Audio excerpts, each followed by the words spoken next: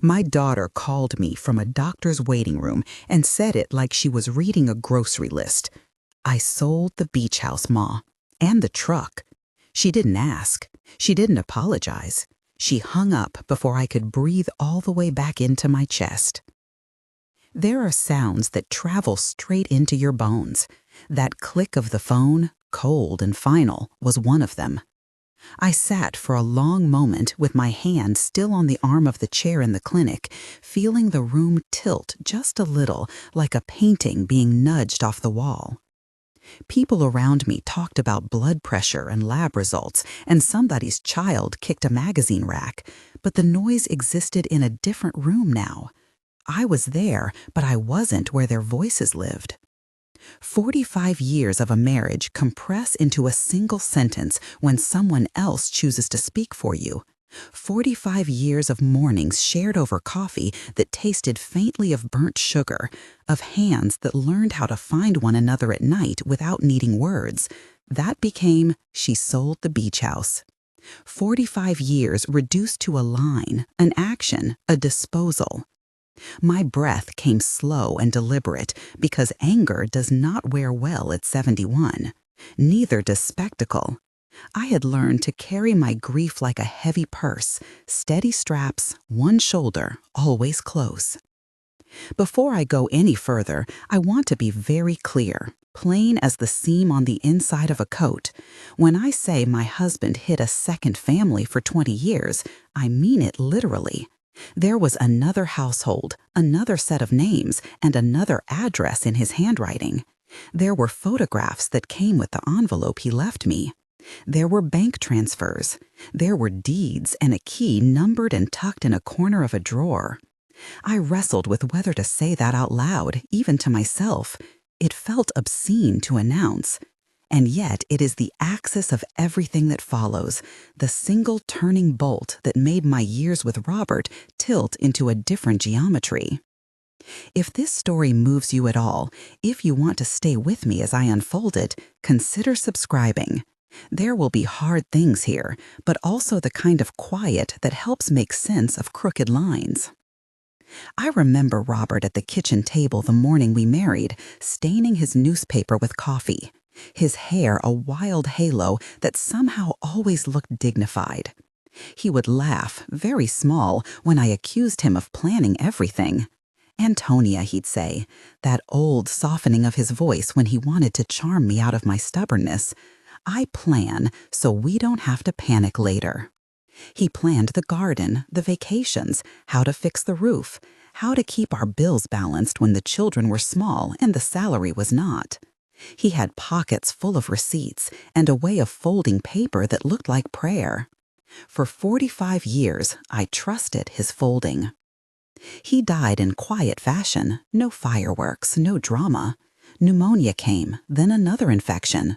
We had time for small confessions, apologies that smoothed things out like iron over wrinkled cloth.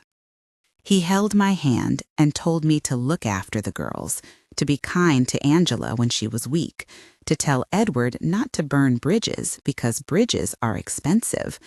He winked at me with that private joke smile and said, "I'll be watching." That was his last indulgence, a bit of mischief even through oxygen tubes. A few days after the funeral, while the house still smelled faintly of lilies and a man's shirt that had been pressed and unpressed more times than I could count, I went to hang up a coat. It was a habit. Every day, a small ritual. Smooth the fabric, refasten the buttons, look for the keys. There was an envelope between the lining of his cedar chest and a sweater he favored. The flap had his handwriting, "For Antonia, when you are ready." Nothing else. For a while, I just sat with it in my lap and let the light move across the paper. The world narrowed to the edges of that envelope. I could feel the years of folding in my fingers, the way he used to fold notes into tiny squares before tucking them away, like confetti left to be discovered. It felt like a test or an apology disguised as a puzzle. Inside were documents, not a single letter meant to hurt, but a tidy, terrible catalog.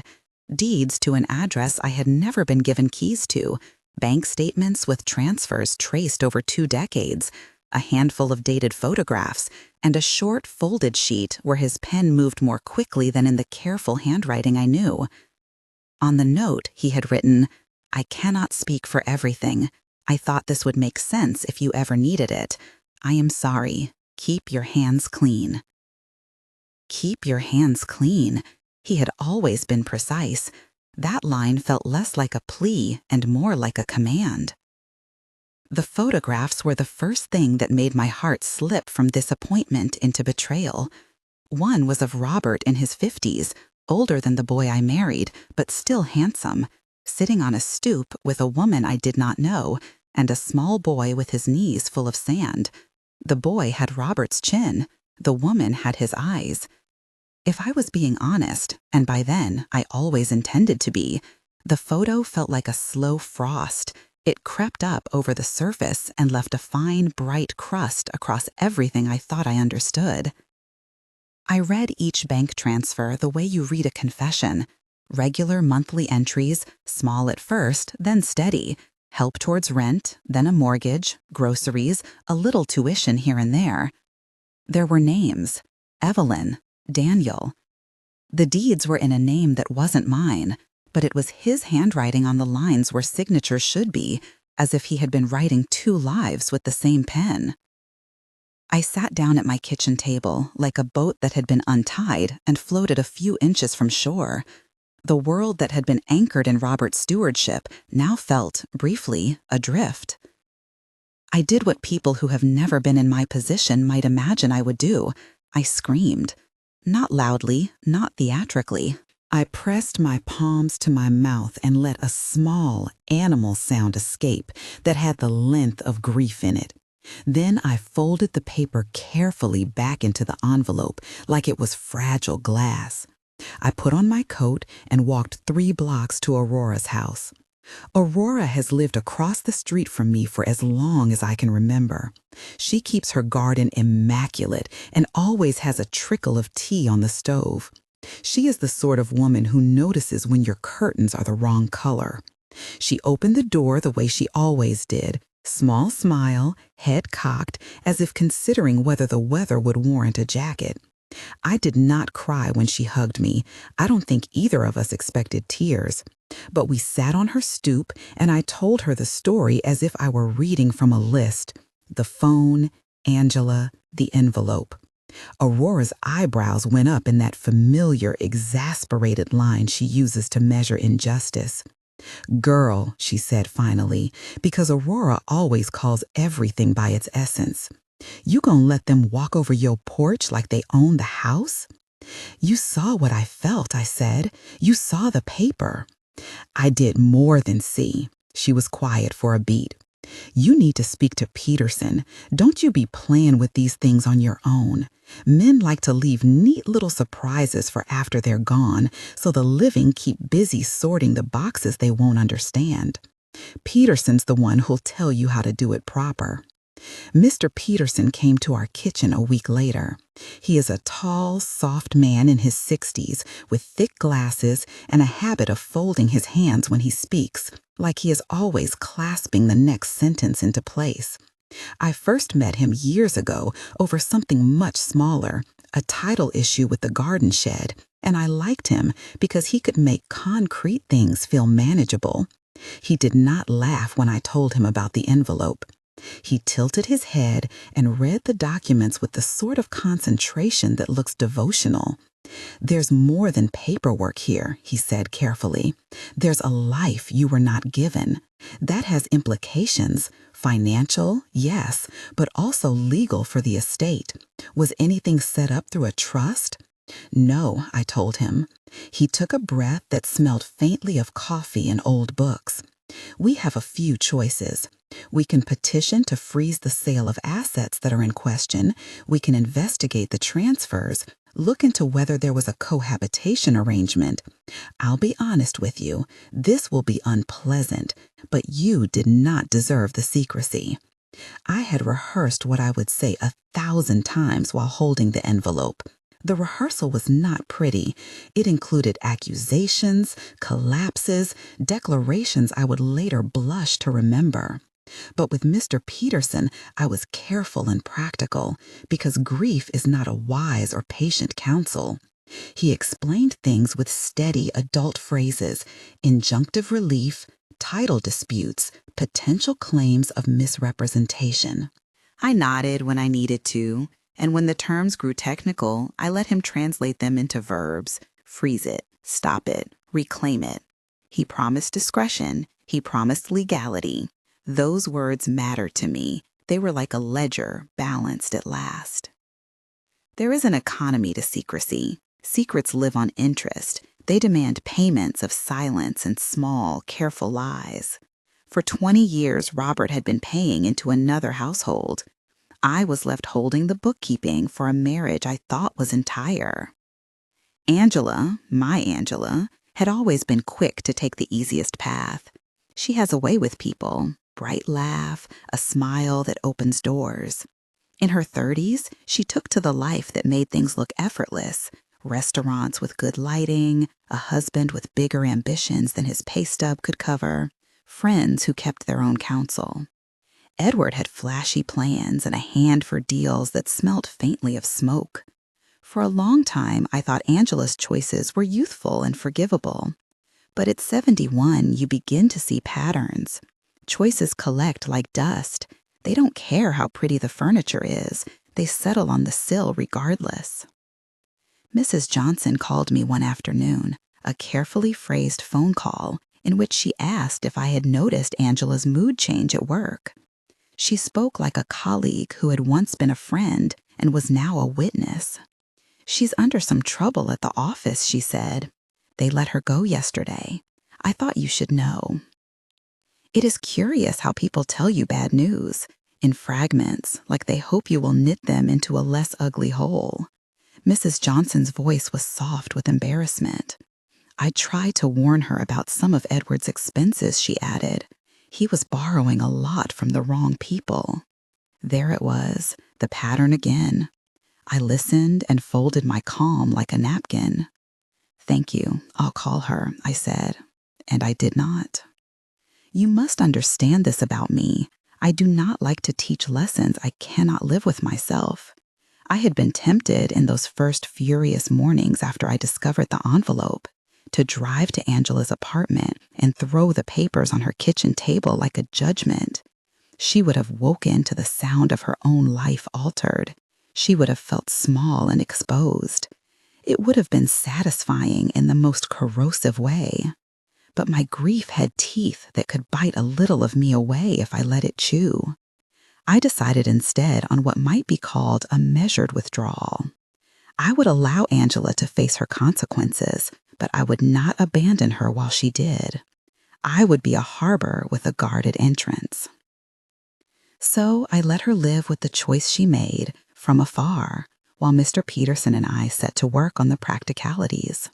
We filed to halt the sale of the beach house. The buyer had already put down earnest money. The paper we filed wasn't magic. It was a slow, patient knot-tying that required signatures and dates and the kind of bureaucratic patience that hides its own dignity. Mr. Peterson told me not to expect miracles overnight, but a judge was inclined, he said, to act when estate files looked muddied. He set up a meeting with the title company, spoke to a banking contact who promised to look into the transfers, and sent an investigator to the address in the photographs. When the papers came back and the title office informed us there was cause to pause, I felt a small, merciless satisfaction. Not revenge, the world is too thin for revenge at my age, but the smoothing of something that had been twisted, a record corrected, an accounting set right. The truck, when it came back, made me laugh in a way that surprised me. It was such a small thing in the ledger of betrayal, metal and rubber and a dent in the fender, but it had belonged to my husband, had held my groceries and my grocery list scribbled in my handwriting. I drove it slowly down the street like a pilot testing sea for the first time after a storm. There is a particular kind of loneliness that follows the realization your partner has lived another life. It is not only the intimacy that was split, it is the image of your shared future rearranged. For me, it touched something else, the promise of the beach house. Robert had bought it in the early years as a surprise for our anniversary, long before the children left the nest. It was his idea of sanctuary, clapping shutters, sand in the seams of the floorboards, a porch that smelled of salt and sunscreen. We had imagined grandchildren there, noisy and sticky with ice cream. When Angela spoke of selling it like it was a piece of furniture she no longer liked, the sound cut in a way that had nothing to do with money. The investigator Mr. Peterson sent came back with a report written in neat paragraphs. The address on the deeds corresponded to a small house 3 towns over. The people who lived there, neighbors who had seen Robert now and then, recalled a man who visited sometimes for a long spell. A few said they thought he was a relative. The woman's name in the documents, Evelyn, had lived there with a young boy who ran barefoot in the yard. She was not on social media. She kept to herself. The neatness of these reports, their procedural distance, made the whole thing feel both raw and remote. I started keeping a little journal in a ledger my mother used to leave on the counter. Small entries about actions taken, about visits, about who had been told what. It was a way to make the secret sensible. The ledger smelled faintly of lemon oil and old hands. I wrote down what Mr. Peterson said. Do not act publicly. Do not humiliate. Protect yourself legally. I wrote down what Aurora said. You must have a voice. I wrote down what I told myself at night when the house seemed too quiet. This is for the children, not just mine anymore. There were times, the guilty wife stage, when I found myself staring at Robert's shirts and wondering what need had made him go away from the life we built. Did he think he was sparing people? Was it cowardice or charity or something older and harder to name? The note he left, "Keep your hands clean," suggests a man who thought in terms of preservation. He might have imagined his secrecy as a kind of shield against scandal. Men like that convince themselves they are solving a problem by keeping it hidden. But secrecy is a corrosive solvent. It eats away at trust and leaves the bones. Angela's downward slide was not dramatic at first. It was a series of small mishaps that accumulate until your ship lists. She missed payments. Edward called long hours and came home late, smelling faintly of perfume that wasn't mine. Her friends noticed less and less. Her Instagram posts shifted from curated bright to images that looked like applause for things that did not satisfy her. I watched the slow unraveling from my place as a mother who had learned to read the seams of a garment. It pained me, but I did not step in with both feet. In the evenings, I found myself reading Robert's shorter notes. There was one that read like a conversation he never had with me. I did what I thought I had to. I never wanted to hurt you. If you read this and can forgive, then do so.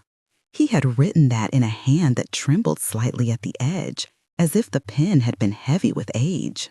Forgiveness is a wild animal. You can try to coax it, but it often refuses.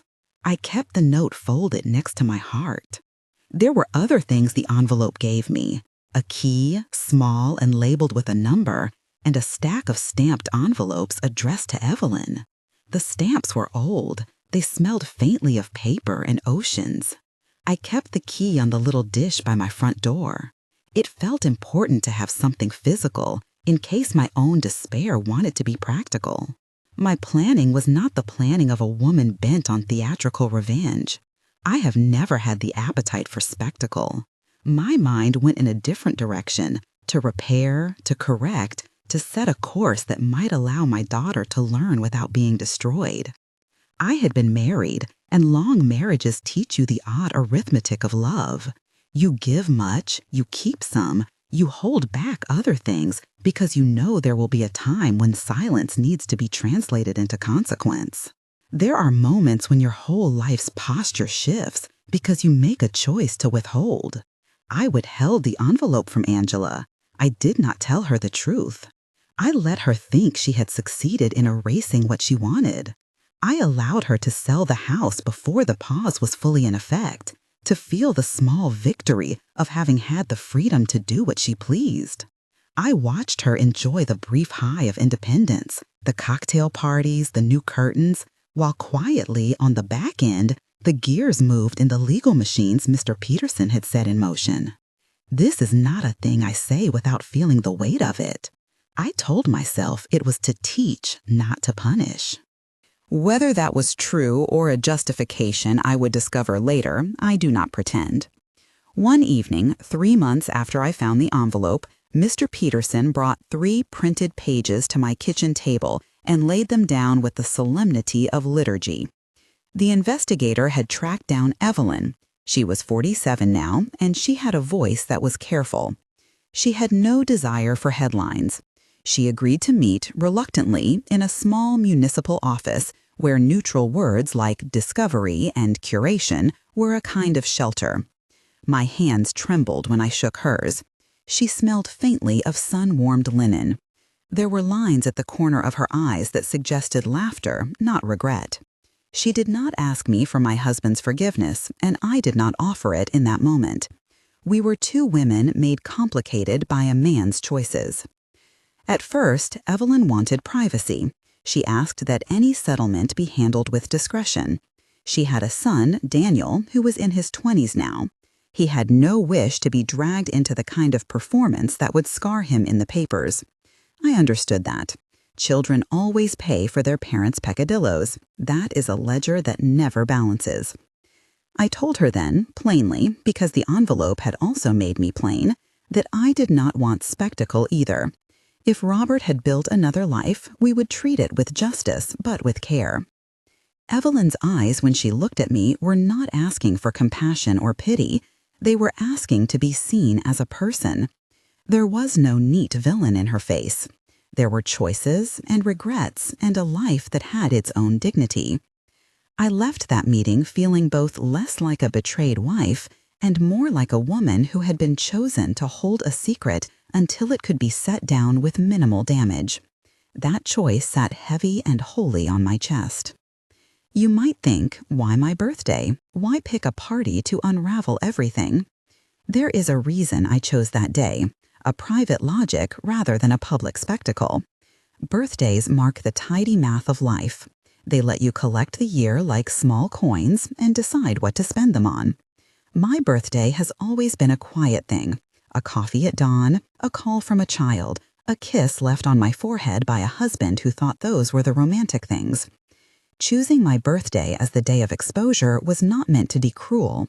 It was a calendar that had meaning for me and for the household whose seams I was planning to unpick.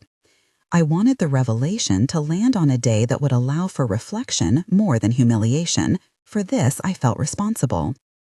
In the weeks leading up to that day, I sat at the kitchen table and arranged the papers like a knitter lays out yarn: deeds, photographs, bank statements, the folded note.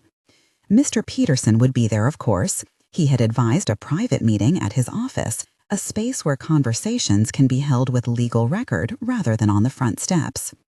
Evelyn would not be present. It would be Angela, Edward, and me with Mr. Peterson.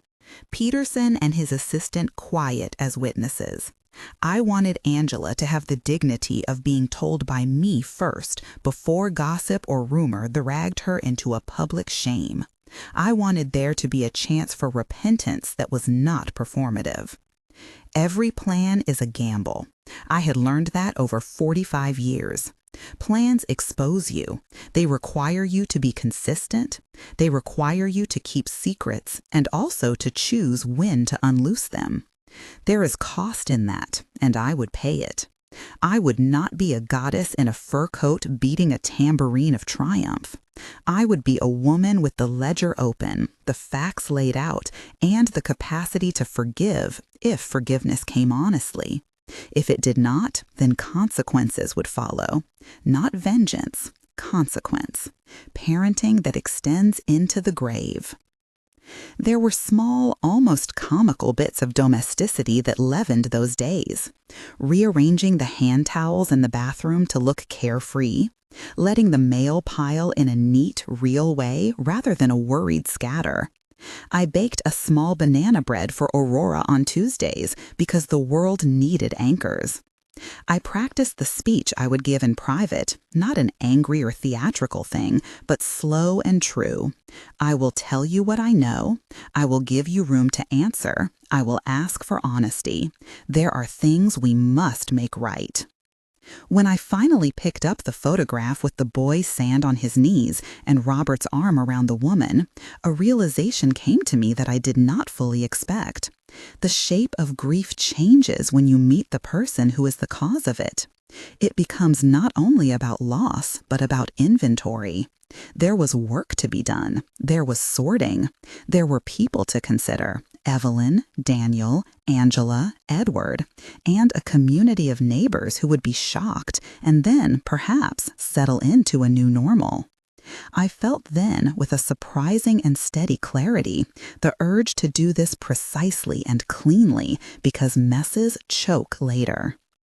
The week before my birthday, Mr. Peterson called to say he had uncovered a regular pattern of small withdrawals. He declined to put a label on what we had found. Labels often invited drama. He spoke in the measured way lawyers do: fact, implication, potential motion. We can proceed, he said, but be prepared for your daughter to be surprised. She will have questions. I closed my eyes and let the sound of his voice be a rope I could hold on to. On the eve of my birthday, I sat in the chair by the window where the afternoon light makes patterns on the rug.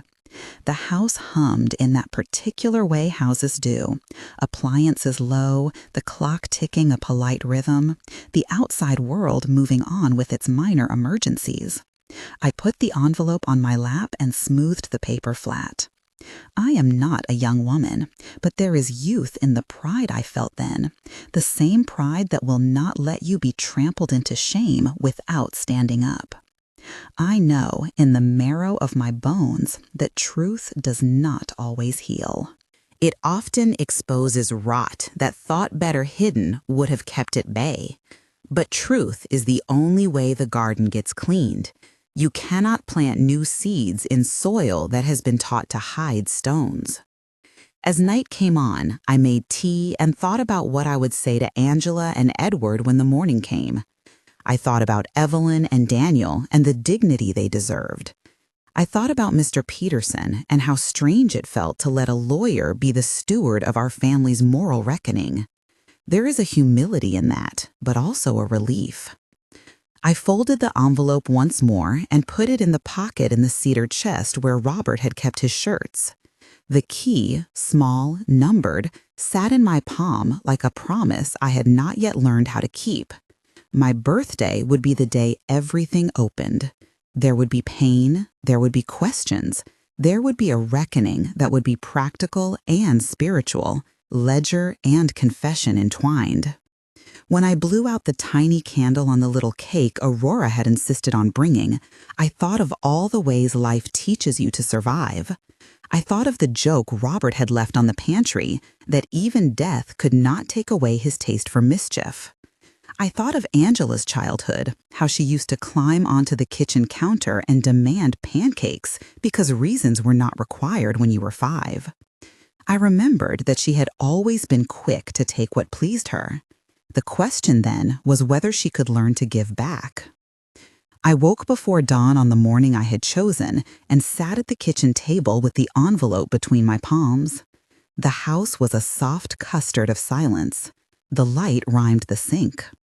I felt older and younger at once. There are moments in a life where you see the seam of before and after, a neat line where the page folds. I was standing on that fold. The papers were together, ready. Mr. Peterson was due in an hour. I did not know then how Angela would respond. I did not know if Edward would try to fight or run.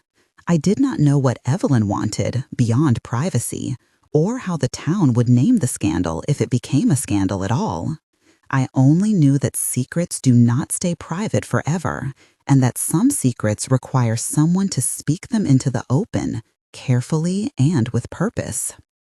I placed my hand over the envelope as if to bless it, and then, with a motion that was steadier than my pulse, I stood and walked to the door. The day outside smelled of salt and the low promise of rain. I turned the key in my pocket. It clicked exactly as a key should, a small sound like an oath. The key's click had hardly faded when Mr. Peterson's car pulled into my driveway. He wore a plain overcoat and the same gentle, earnest expression he always carried. It steadied me like a hand on the small of my back. His assistant, a young woman with a precise bun and a notebook that never betrayed surprise, followed with a folder. I set the envelope on the kitchen table and smoothed my palms over it until the paper lay quiet. We left the house in that calm way my generation learns, not hurried but purposeful, as if urgency without grace can make a thing worse. The drive to his office was mostly silent. Once he asked how I slept the night before. I told him truthfully, in pieces stitched together with the thread of tasks to come. He nodded as if that were reasonable. His office smelled faintly of new leather and old case files. A portrait of a courthouse hung behind his desk like a promise. He motioned for us to sit. The assistant arranged the papers on the table with neat, efficient gestures, and when she looked up, her eyes met mine as if to say, "We are on the side of careful order."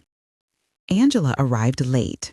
She came in like someone who had rehearsed casualness, hair done, an outfit that said money without revealing how precarious it might be. Edward was with her, sharp in his cufflinks, and the kind of smile that kept a ledger of favors and debts. They sat across from me like a pair at a play where they had not yet learned their lines. Angela's eyes skimmed the envelope, then fixed on my face as if she were trying to read a menu with blurred print. "Ma?" she began, the word both small and testing. I let Mr. Peterson start. He laid out the documents calmly: deeds, bank statements, photographs, copies of checks, and the little key. He explained in plain phrases what each piece meant without making an accusation, as if that would be less honest. He spoke of transfers and titles, of cohabitation evidence and mortgage records that did not line up with the estate ledger I had been given. He said what I already knew, but hearing it voiced made it a different sort of hurt, less private, more public, more real. When it came my turn, I did something I had practiced without practicing. I opened the envelope and let the photographs spread like a small wind across the table. I did not shout. I did not make the room smaller with my anger. I let the truth lie on paper and wait for its heat to reach them. "This man," I said, pointing at a photo where Robert's arm was around the woman named Evelyn, "lived another life for 20 years. Angela's laugh came out thin, like a cork that had been pulled from a bottle too long ago.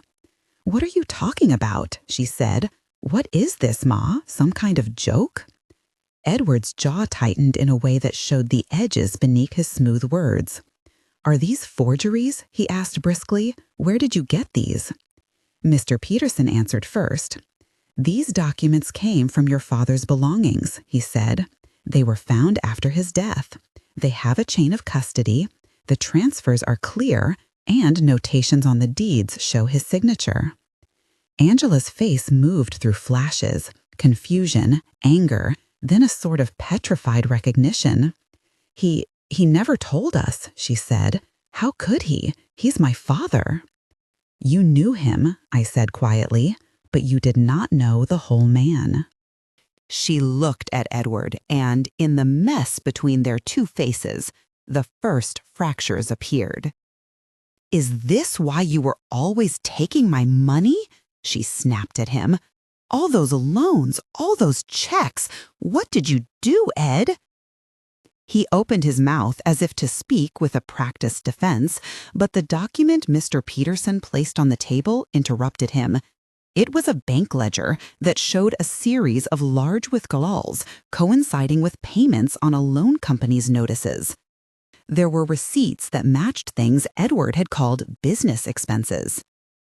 "You forged signatures," Mr. Peterson said to him, not as a question, but as an observation that could be proven or disproven. If these were authorized, there would be records signed by the account holders. If not, there are remedies, civil actions, potential criminal referrals. We will approach this methodically. He looked at Edward over his glasses with the kind of disapproval that carries the weight of law. Edward's face went a color I hadn't seen before, something like the pallor of bad lighting on expensive skin. "You can't do this," he said. "You can't drag my family through." "This is not your family to defend," I cut in. The voice I used was not the one that had made pancakes for toddlers. It was the one that had kept ledgers and appointments and obligations for decades. "You are not protecting anyone by lying. You are protecting yourself from consequence." There was a silence that felt long enough to be a small country. Angela began to cry then, not the theatrical regret Edward expected, but a raw, wrenching noise that filled the office. She covered her face with both hands as if to keep her own silhouette from falling apart. "You sold the beach house," I said, "because the truth was a ledger and entries must be made. You sold the truck.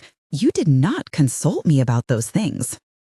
She removed her hands and looked at me as if seeing me across a long table, as if to ask for permission to be human. "I needed the money," she said. "We were drowning, Ma.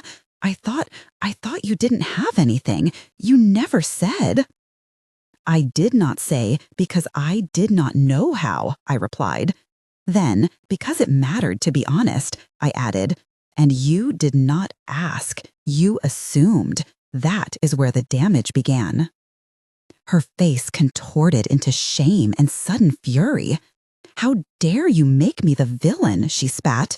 "You kept it all from me. You're the reason I had to." "Because you chose in a hurry," I answered softly. "Because you chose the easy fix instead of the long patch. That was your decision." I could feel the room with its legal furniture around me, the thick curtains, the tastefully bland paintings, the gravity of documents. I wanted to say something kinder, but neither truth nor kindness would heal the ledger that had been turned without my consent.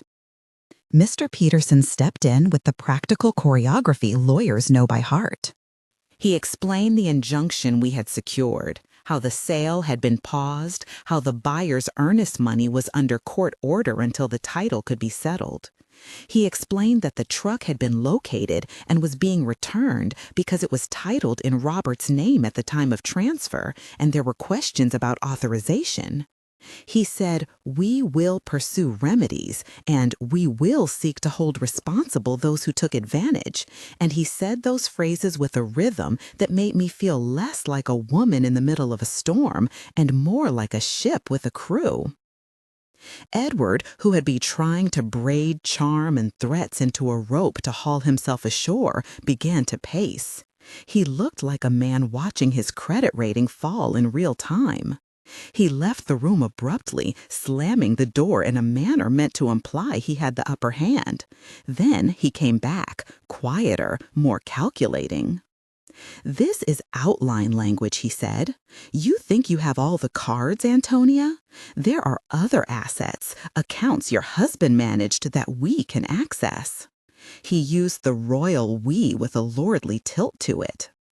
"You do not access anything without court authorization," Mr. Peterson said. "And if you attempt to move assets, you will find the court is swift with contempt." That tipped something over in Edward. He leaned forward, his voice dropping to the kind of threatened whisper that suits men who think themselves clever. "You think you can just expose everything on a birthday and expect us to fold like cheap linen?" "I expect honesty," I told him. "I do not expect performative grief. I do not expect more lies. This is your chance to choose what kind of man you will be when the lights are on and the papers are on the table." He left that statement like a gauntlet and stormed out. Angela's sobs grew softer, turning toward the small, wet sound of someone recalibrating survival. She pressed her face against my hand and whispered, "I'm sorry," the kind of apology that was both beginning and insufficient. After that first storm, I walked her home. The walk to her apartment had us moving out of the lawyer's disciplined air into the town's morning friction. Delivery trucks, an old man sweeping his stoop, a dog that needed a leash. People who saw us did not yet know how to pronounce our scandal. They glanced and looked away, as if eavesdropping on grief were a public offense. We did not speak much. I let her rest her head on my shoulder for a moment on a bus bench, and then we rose and went to her door. Her apartment smelled like citrus cleaner and the faint ghost of perfume that was not mine. She sat on the edge of her bed and wept until the edges blurred. When she finally spoke, it was like digging a hand into cold earth. "I thought you were poor, Ma," she said. "I thought we were scraping by. I thought there was nothing to inherit. So You made choices," I said. "Some of those choices were wrong. Some of them were desperate.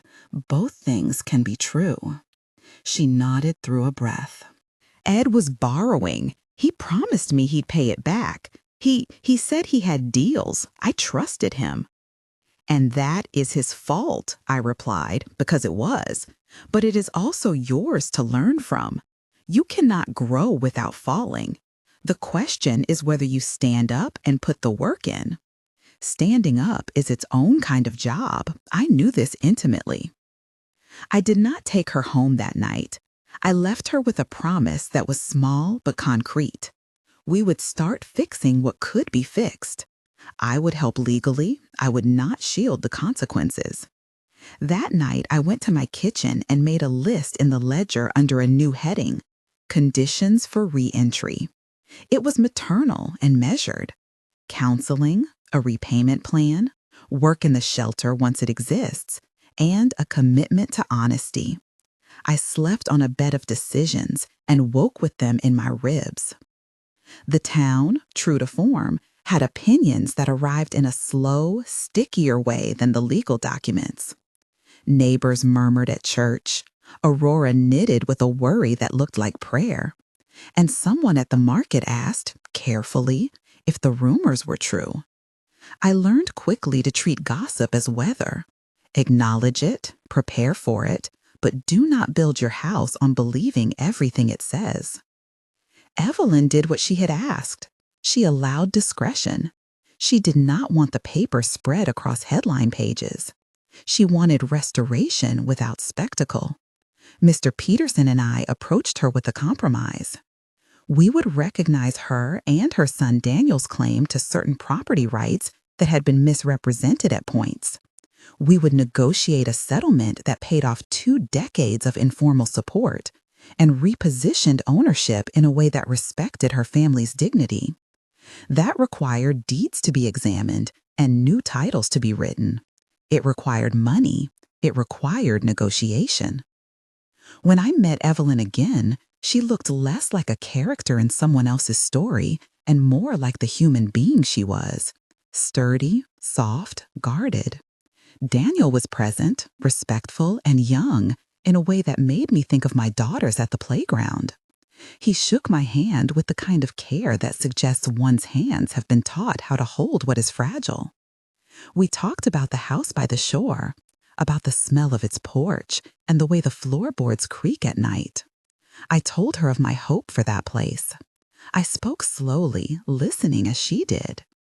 In that conversation, we planted a seed, not for a battle, but for a new purpose. "I don't want to hide," Evelyn said at one point, the lines around her eyes softening. "But I don't want my son's life to be stamped by the man's choices. If there's to be anything done, let it be done with respect." So we fashioned a plan that met more than my need for litigious correction. We would turn the beach house into a communal refuge, a place registered as a charitable trust first, with legal oversight and stewardship that included both my family and Evelyn's family in its governance. The title would be clarified, the deeds re-recorded, and a fund established to pay for renovations and operational costs. Mr. Peterson handled the legal provisions. I handled the moral framing. You should know there was money involved. Robert had been careful in ways that are infuriating. He had saved, he had tucked accounts away, he had a kind of miser's charity that made little bits flow out into a second household. The money was not mine by a simple declaration, but in adjudicating the estate, we found enough to stabilize the claims and to create a small endowment for the shelter, enough to pay for initial repairs, staffing, and the legal fees that would otherwise swallow everything. I did not celebrate the finding as a treasure. I treated it like a tool. Angela moved back home with me for a time, which is to say the house reacquainted itself with the breath it once knew.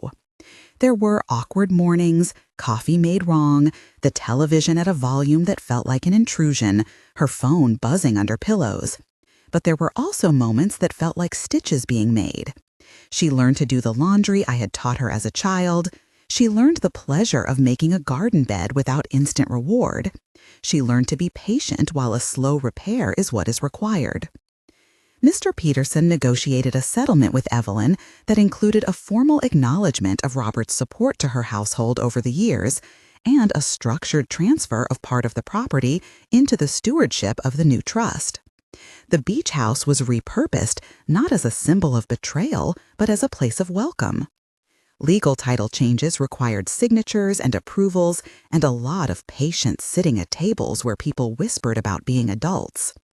Through it all, Mr. Peterson's steady voice and the lawyer's paperwork prevented the thing from becoming a spectacle.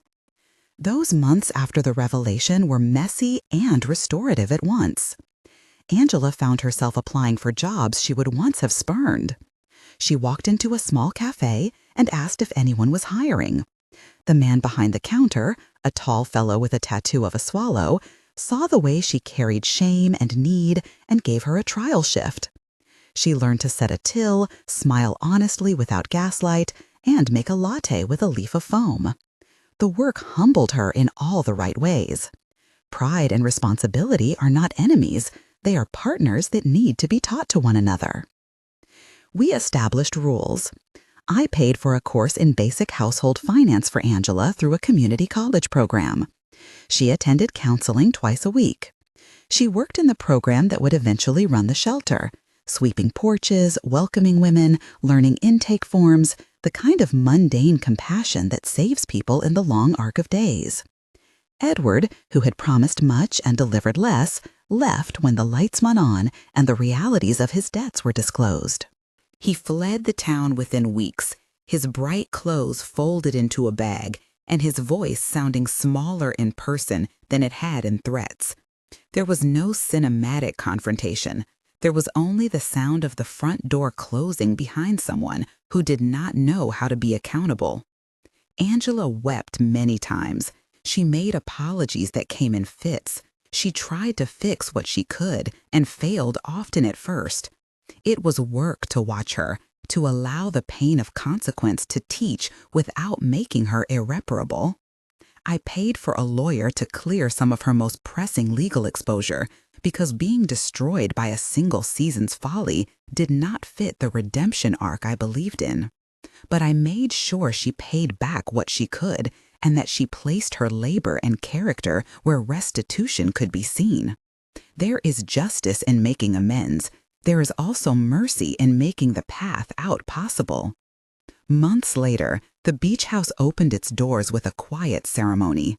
There were no cameras, no proclamations, only a gathering of women who had been invited and a small band of neighbors who had been curious and kinder than most. Aurora brought banana bread, of course, because bread makes things possible. Evelyn and Daniel stood at one side, hands folded respectfully. The house smelled of new paint and the ocean. There were bunk beds that folded into the wall and a small bookshelf intended for children who might come in later.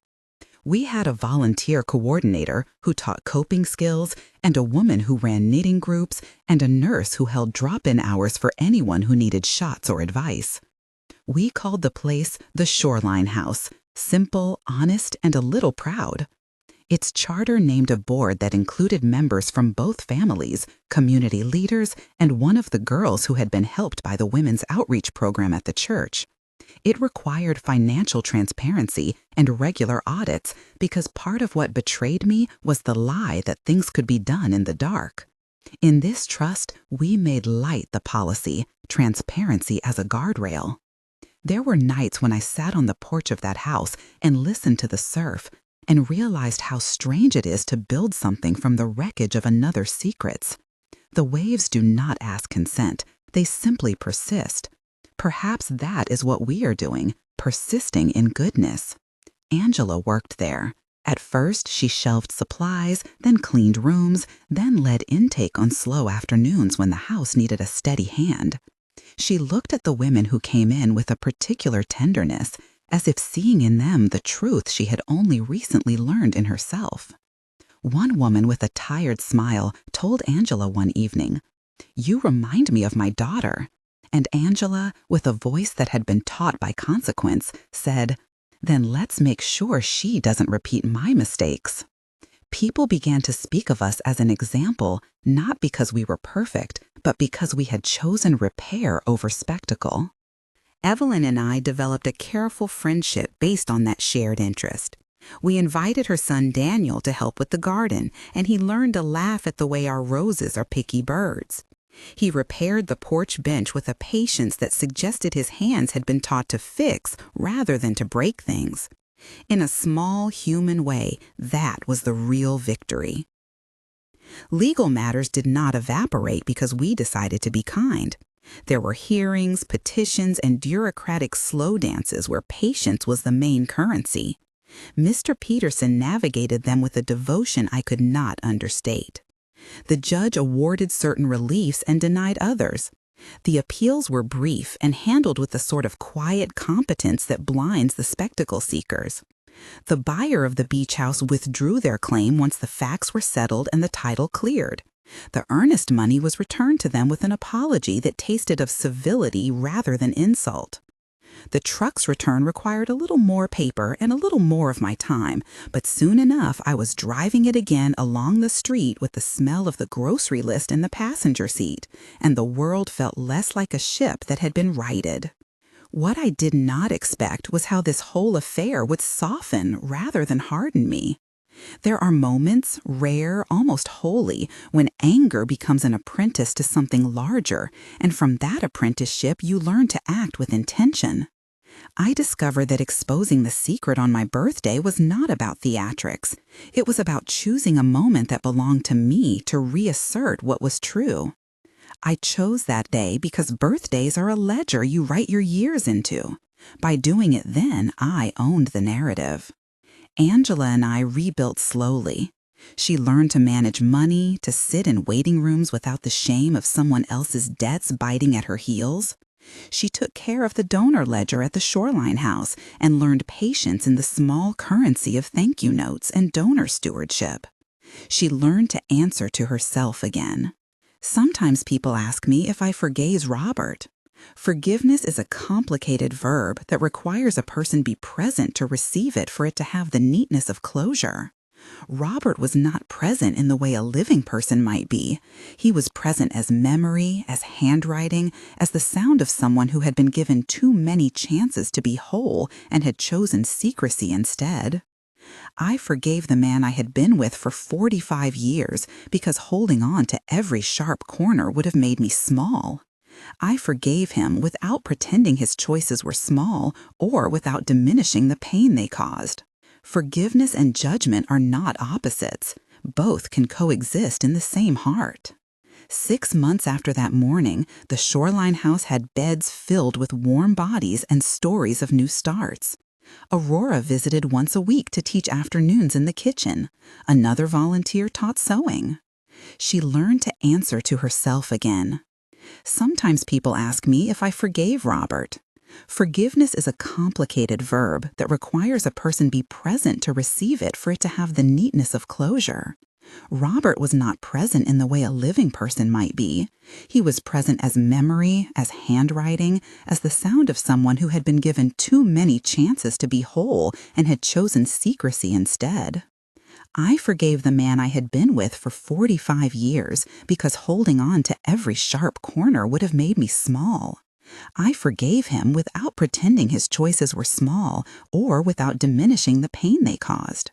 Forgiveness and judgment are not opposites. Both can coexist in the same heart. 6 months after that morning, the Shoreline house had beds filled with warm bodies and stories of new starts. The town's paper wrote a piece that read like an elegy for the small cruelties of our age, and then turned into a hymn for what can come of honest work. People came to the ribbon cutting who had never come to our porch for coffee. They cried when certain women shared their stories, quiet, brave admissions of the ways a life can be repaired with help. Angela stood at my side that day, holding the scissors with a hand that no longer trembled the way it once did. She caught my eye and smiled in a way that held apology and resolve. After the ribbon was cut, she went to work, answering phones and sending a follow-up email to a donor. I watched her, my daughter, who had once been quick to take the salve of someone else's fund, apply herself to something that would not let her off the hook. That was the victory I wanted, not the recovery of a house or a truck, but the recovery of a heart willing to steward what it had been given. Evelyn and I signed papers together that day. She placed her hand on the deed and I placed mine next to it, and the document read like a map that no longer had hidden alleys. Daniel, who had become an unlikely friend, tapped my shoulder at one point and said, "We did it," like a man surprised at his own ability to build. There were quiet evenings when I would sit on my own porch and let the past and present have a conversation I could sit between. Sometimes memories of Robert would come, not as accusation, but as small, sharp images. The way he tied his tie for church, the way he hummed while he worked on a leaking pipe. Those things hurt in the pointy way they always do, but they did not own me. I had made a choice to steward what remained, money, time, and intention toward repair. That is stewardship in its noblest sense. People sometimes search for a single moment when everything changed. There is no neat instant that flips a life from black to white. There is instead a series of decisions, some tender and some cold, that make up the slope we slide down and the slope we climb. My choice to expose the secret on my birthday was a hinge. Many doors opened from it, some ugly and some kind. To live with the consequences is part of being human. If there is one practical thing I learned that I want to say plainly, do not let secrecy grow weeds in the garden of your life. Ask questions, keep ledgers, make sure the people you love know what they are owed and what they owe. And when wreckage happens, lean into the work of repair rather than the easier siren of spectacle. There is dignity in patient rebuilding. The Shoreline house became a place where women could come warm from tragedy and find a plan rather than a pity. We kept the books transparent. We hired a small staff to ensure continuity. We built a volunteer training program that taught women not just to survive, but to manage finances, to apply for work, to tell a story without it breaking their voice. We partnered with a local nonprofit for job placement. We insisted, gently, on accountability and compassion in equal measure. Angela married grace to responsibility in small ways. She began dating a man who worked at the local library, who had a quiet love of used books and an economy of kindness. He was not rich, but he brought vegetables from his garden and a patient interest in church bells. He saw her not as a woman to save, nor as a woman to pity, but as someone who had learned the hard lessons of living and was trying, in small, consistent ways, to be better. Robert's name did not disappear. It sat in the files and in the ledger and in the way our porch held his cups. Sometimes I spoke his name aloud in the quiet of the living room, not to summon a ghost, but to remind myself that even those who hurt us made parts of our history. The past is complicated. Our duty is not to flatten it, but to rechart it into something that can serve. On my next birthday, rather than a cake alone, we had a small gathering at the Shoreline House with friends and women whose lives were being mended. Someone brought a cake that tasted of butter and old jokes. We cut it with no fanfare, and I thought about the key that had clicked in my hand that morning the truth came out. I thought of the envelope on my lap, the way it had felt like a small hard thing that asked to be opened. I thought of all the moments after that opening when I had to decide how to wield the knowledge. If you ask me whether I regret exposing the secret, I would say this. I regret the hurt it caused because hurt is never a tidy thing. I regret that a child, Daniel or mine, ever had to know scandal as part of their inheritance. But I do not regret choosing truth over the slow death of secret. Secrets can be a kindness, but often are cowardice. From my small reckoning, truth allowed the injured to be acknowledged and gave us a path to rebuild. There are some days I still pick up a paper and find my pulse quicken. The photographs still speak, but now they are part of a history that includes rebuilding. When the town speaks now, when gossip comes like a breeze, I let it pass through the porch like air. It does not determine the architecture of my days. This story is not a triumphal march. It is a slow, honest work. I did not win by defeating other people. I won by choosing to turn pain into purpose. That is a modest victory, but it is a victory all the same. If this account of our family's fracture and recovery moved you, if the idea of someone carrying their own secret life for 2 decades and the ripple that creates makes you want to follow how this mends, please consider subscribing. There will be more small stories here, not of scandal, but of what we do after the reveal. How we replant, how we forgive with eyes open, how we teach the next generation not simply to take, but to steward. At 71, I find myself invested not in triumph, but in work. I rise early most mornings and make tea. I check the ledger at the Shoreline House and then walk the property line to see how the garden is coming. I call Angela on days when she is tired and ask if she has eaten. She answers with a care that steadies me. Evelyn calls sometimes to ask about window treatments. Daniel comes over with freshly caught fish and helps Aurora with the compost heap. One evening not long ago, a woman came to the house with 2 small children and a look so raw it made the air taste metallic. She had slept in a car and had a purse that contained the last of what she owned. She sat on the porch steps and we talked about what shelter meant. She cried when Angela handed her a cup of coffee, and then laughed when one of the children smeared jam on his cheek and declared it art. The little things, the jam, the coffee, the way someone listened, do more than any proclamation. They stitch. My husband's hidden life did not define the whole of him, nor did it define my ability to act after. It defined a chapter we had to read and then choose how to annotate.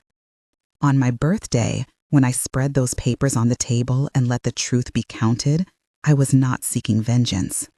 I was demanding that we live honestly in the time we had left.